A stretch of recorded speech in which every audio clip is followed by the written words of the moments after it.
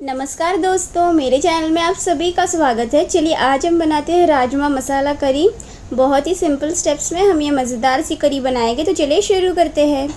तो उसके लिए फ्रेंड्स यहाँ मैंने लिया है 1 कप राजमा यानी कि किडनी बीन्स। ये वज़न से 175 ग्राम्स है, 175 ग्राम है। तो फ्रेंड्स आप लाल राजमा का उपयोग कर सकते हैं या ये रंग का भी उपयोग कर सकते हैं। तो अब सबसे पहले तो मैं इसे अच्छे से धो लूँगी और इसका पानी फेंक दूँगी। तो फ्रेंड्स हमने राजमा को अच्छे से धो लिया है। तो अब हम इसे भिगो लेंगे। तो यहाँ मैं 2 बड़ा मग यानी कि कॉफ़ी मग का जितना पानी इधर डाल रही हूँ। डाल दिया। अब हम इसे भिगोने के लिए 6 घंटे के लिए छोड़ देंगे। 6 घंटे या फिर रात भर, ये आपके ऊपर है। तो मैं इसे 6 घंटे के लिए ढककर एक कोने में छोड़ दूँगी। तो इससे क्या होगा, हमें हमारा जो राजमा है वो पकने में बहुत ही आसानी हो जाएगी। तो दोस्तों 6 घंटा हो चुका है और ये देखिए हमारा राजमा बहुत बढ़िया दिख रहा है। साइज़ में भी डबल हो गया है, एकदम परफेक्ट लग रहा है। तो अब मैं ये पानी फेंक दूंगी और आगे की प्रोसेस की ओर जाते हैं। तो दोस्तों अब हम ये राजमा को इस प्रेशर कुकर में डाल देंगे। डाल दिया। तो अब आपको इसमें कोई मसाला कुछ डालने की ज़रूरत नहीं है। हम इसे बस पानी डालकर पकाने वाले हैं। तो यहाँ मैं 2.5 गिलास पानी डाल रही हूँ फ्रेंड्स। तो बस इसमें और कुछ नहीं मिलाना आपको, बस 2.5 गिलास पानी डाल दीजिए। अब हम रबर, ढक्कन और सीटी लगा देंगे और इसे प्रेशर कुक कर देंगे। तो बस ऐसे एकदम अच्छे से आप ढक्कन लगा देना, सीटी लगा देना और हम इसे प्रेशर कुक कर देंगे। तो फ्रेंड्स हम इसे 1 सीटी मध्यम आंच पर प्रेशर कुक करेंगे और उसके बाद 2 सीटी धीमी आंच में, ये आपको याद रखना है। तो चलिए मैं इसे प्रेशर कुक कर देती हूँ। तो दोस्तों ये प्रेशर कुक हो गया है। तो अब मैं आंच को बंद कर दूंगी और इसे 20 मिनट के लिए ठंडा होने के लिए छोड़ दूंगी। तो दोस्तों 20 मिनट हो चुका है। अब हम सावधानी से इसका प्रेशर पूरी तरह से निकाल देंगे। सीटी को सावधानी से ऐसे निकाल देंगे और ढक्कन को खोल देंगे। तो ये देखिए फ्रेंड्स हमारा राजमा एकदम परफेक्टली पक गया है, बिल्कुल ऐसे। अब मैं आपको एक तोड़ कर दिखाती हूँ। तो एकदम बढ़िया और परफेक्टली ये पक गया है। तो ये देखिए फ्रेंड्स ऐसे मैश होना चाहिए। तो अब हम इसे बाजू में रख देते हैं। तो दोस्तों मुझे आपको ये कहना है, आपको ये पानी बिल्कुल नहीं फेंकना। हम ये राजमा और पानी का उपयोग करेंगे। तो चलिए आगे की प्रोसेस की ओर जाते हैं। तो अब यहाँ मैं एक बड़ा कढ़ाई में 1 बड़ा चम्मच घी डाल रही हूँ। ये फ्रेंड्स मेरा घर का बना हुआ घी है। अब इसमें हम डालेंगे 1 बड़ा चम्मच तेल। तो ये दोनों गर्म होते ही हम इसमें डालेंगे 1 तेज पत्ता, बिल्कुल ऐसे डाल देंगे। अब इसमें हम डालेंगे आधी छोटी चम्मच जीरा, 2 मध्यम आकार के बारीकी से कटे हुए प्याज। अब इसे मैं मिला दूंगी मध्यम आंच में। तब तक मिलाना है जब तक हमारा प्याज सुनहरा ना हो जाए, तब तक। और इस प्याज की तलने की प्रक्रिया तेज़ करने के लिए हम इसमें नमक डालेंगे।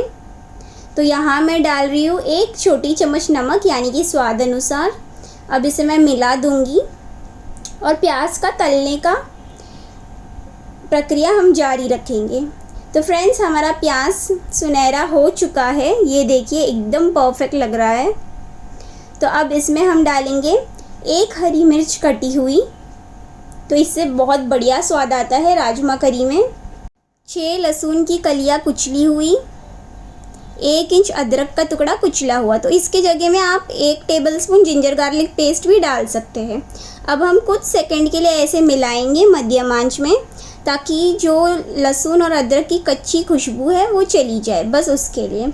अब मैं आंच को धीमा रखूँगी और अब हम लाल मिर्च पाउडर डालेंगे। तो यहाँ मैं डाल रही हूँ 1.5 छोटी चम्मच कश्मीरी लाल मिर्च पाउडर। तो दोस्तों इससे बहुत बढ़िया रंग आता है ग्रेवी में, इसलिए मैं इसका इस्तेमाल कर रही हूँ। अब इसे मैं 1 मिनट के लिए धीमी आंच में ऐसे मिला दूँगी ताकि लाल मिर्च पाउडर की कच्ची खुशबू चली जाए। अब इसमें हम डालेंगे टमाटर की प्यूरी। तो ये 3 मध्यम आकार का टमाटर है जिसे मैंने मिक्सी में प्यूरे कर इधर डाल दिया। और यही बोल में मैंने आधा ग्लास अच्छा पानी मिला दिया था, वो मैं यहाँ डाल रही हूँ, बस ऐसे। अब हम इसे अच्छे से मिला देंगे, बिल्कुल ऐसे। और इसे ढककर धीमी आंच में 5 मिनट के लिए पकाएंगे ताकि ये जो टमाटर है वो अच्छे से पक जाए। तो बस 5 मिनट के लिए ही आपको पकाना है। तो फ्रेंड्स 5 मिनट हो चुका है और एकदम बढ़िया सा ये पक गया है। अब इसे मैं बस ऐसे हल्का सा मिला दूंगी। अब हम बाकी के मसाले डालेंगे। तो यहाँ मैं डाल रही हूँ आधी छोटी चम्मच हल्दी पाउडर, 3/4 छोटी चम्मच गरम मसाला पाउडर, 1.5 छोटी चम्मच धनिया पाउडर, 1 छोटी चम्मच दानेदार चीनी, स्वाद अनुसार नमक। तो मैं यहाँ आधी छोटी चम्मच ही डाल रही हूँ। अब फ्रेंड्स मैं इसे मिलाकर मध्यम आंच में 2 मिनट के लिए पकाऊंगी। तो ऐसे बीच बीच में मिलाते रहिएगा और देखते ही देखते आप देखोगे ग्रेवी का जो रंग है वो बदल रहा है। तो फ्रेंड्स 2 मिनट हो चुका है। तो अब हम इसमें ये उबला हुआ राजमा और साथ ही उसका पानी वो हम यहाँ डाल देंगे, बिल्कुल ऐसे। तो फ्रेंड्स ये बहुत ही यम्मी और डिलीशियस बनता है, तो ज़रूर इस रेसिपी को ट्राई करना। अब इसे हम अच्छे से ऐसे मिला देंगे और मिलाते मिलाते आपको क्या करना है, हल्का हल्का थोड़ा सा राजमा को ऐसे मैश करना है, सारा राजमा को नहीं, बस थोड़ा सा। तो इससे ग्रेवी में थिकनेस आती है। अब ये तेज पत्ता को मैं हटा दूंगी और वापस इसे ऐसे हल्का सा मिला दूंगी। अब हम इसे ढककर धीमी आंच में 15 मिनट के लिए पकाएंगे। क्यों इतना समय? ताकि जो सारा फ्लेवर्स है वो राजमा के अंदर तक चले जाए, इसलिए। तो 15 मिनट हो चुका है और हमारा बढ़िया सा राजमा मसाला तैयार है। तो अब इसे मैं बस हल्का सा ऐसे मिला दूंगी और एकदम बढ़िया ग्रेवी बनी है। ये देखिए फ्रेंड्स। अब हम इसमें डालेंगे 1 बड़ा चम्मच घी यानी कि क्लैरिफाइड बटर। इसे बहुत रिच और डिलीशियस फ्लेवर आता है, तो ज़रूर डालिएगा। अब मैं इसे ऐसे हल्का सा मिलाकर आंच को बंद कर दूंगी, बिल्कुल ऐसे। और आखिर में हम डालेंगे 1 छोटी चम्मच कसूरी मेथी। इसे हाथों में क्रश कर कर डालिएगा तो बहुत अच्छा फ्लेवर आता है। और साथ ही हम डालेंगे कुछ धनिया के पत्ते। तो उससे पहले हम इसे हल्का सा ऐसे मिला देंगे, बिल्कुल ऐसे। और अब हम डालेंगे कुछ बारीकी से कटे हुए धनिया के पत्ते, बिल्कुल ऐसे। और हमारा बढ़िया सा राजमा मसाला तैयार है।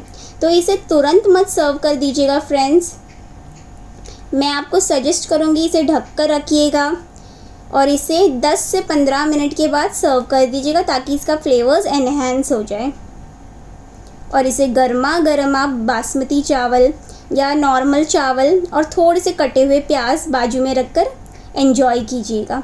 तो ज़रूर इस रेसिपी को ट्राई कीजिए और आपके अनुभव मेरे साथ कमेंट सेक्शन में शेयर कीजिए। अगर आपको ये वीडियो पसंद है तो शेयर कीजिए और मेरे चैनल को ज़रूर सब्सक्राइब कीजिए। देखने के लिए धन्यवाद।